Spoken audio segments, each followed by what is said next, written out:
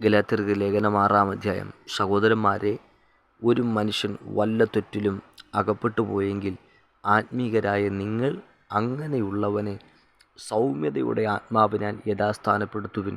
നീയും പരീക്ഷയിൽ അകപ്പെടാതിരിപ്പാൻ സൂക്ഷിച്ചുകൊള്ളുക. തമ്മിൽ തമ്മിൽ ഭാരങ്ങളെ ചുമപ്പിൻ. ഇങ്ങനെ ക്രിസ്തുവിൻ്റെ ന്യായപ്രമാണം നിവർത്തിപ്പിൻ. താൻ അല്പനായിരിക്കെ മഹാനെന്ന് ഒരുത്തൻ നിരൂപിച്ചാൽ തന്നെത്താൻ വഞ്ചിക്കുന്നു. ഓരോരുത്തൻ താൻ്റെ പ്രവൃത്തി ശോധന ചെയ്യട്ടെ. എന്നാൽ അവൻ തൻ്റെ പ്രശംസ മറ്റൊരുത്തനെ കാണിക്കാതെ തന്നിൽ തന്നെ അടക്കി വയ്ക്കും. ഓരോരുത്തൻ താൻ്റെ ചുമട് ചുമക്കുന്നുവല്ലോ.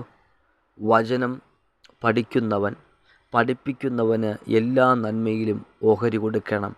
വഞ്ചനപ്പെടാതിരിപ്പിൻ. ദൈവത്തെ പരിഹസിച്ചുകൂടാ. മനുഷ്യൻ വിതയ്ക്കുന്നത് തന്നെ കൊയ്യും.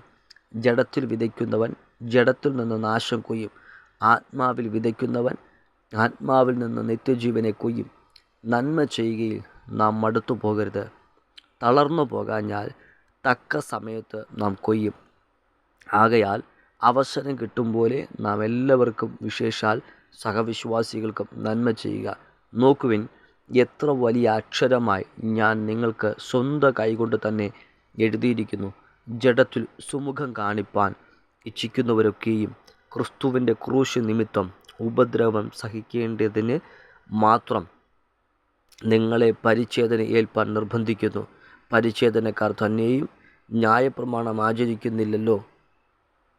നിങ്ങളുടെ ജഡത്തിൽ പ്രശംസിക്കണമെന്ന് വെച്ച് നിങ്ങൾ പരിച്ഛേദന ഏൽപ്പാൻ അവർ ഇച്ഛിക്കുന്നതേ ഉള്ളൂ.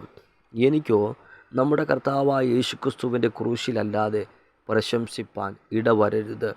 അവനാൽ ലോകം എനിക്കും ഞാൻ ലോകത്തിനും ക്രൂശിക്കപ്പെട്ടിരിക്കുന്നു. പരിച്ഛേദനയല്ല, അഗ്രചർമ്മവുമല്ല, പുതിയ സൃഷ്ടിയത്രേ കാര്യം. ഈ പ്രമാണം അനുസരിച്ച് നടക്കുന്ന ഏവർക്കും ദൈവത്തിൻ്റെ ഇസ്രായേലിനും സമാധാനവും കരുണയും ഉണ്ടാകട്ടെ. ഇനി ആരും എനിക്ക് പ്രയാസം വരുത്തരുത്.